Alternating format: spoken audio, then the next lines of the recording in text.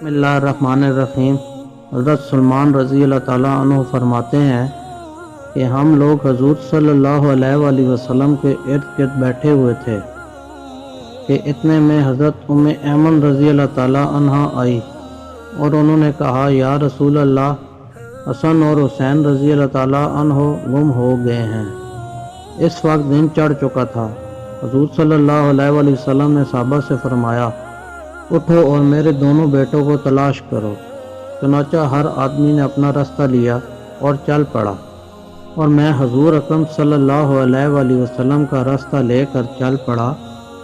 حضور صلی اللہ علیہ وآلہ وسلم چلتے رہے، یہاں تک کہ ایک پہاڑ کے دامن میں پہنچ گئے تو دیکھا کہ حضرت حسن اور حضرت حسین رضی اللہ تعالیٰ عنہ ایک دوسرے سے چمٹے ہوئے کھڑے ہیں، اور پاس ہی ایک کالا ناگ اپنی دم پر کھڑا ہے جس کے منہ سے آگ کی چنگاریاں نکل رہی ہیں۔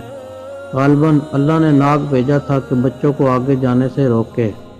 حضور صلی اللہ علیہ وآلہ وسلم جلدی سے ناگ کی طرف بڑھے۔ اس ناگ نے حضور صلی اللہ علیہ وآلہ وسلم کو مڑ کر دیکھا اور چل پڑا اور ایک سوراخ میں داخل ہو گیا۔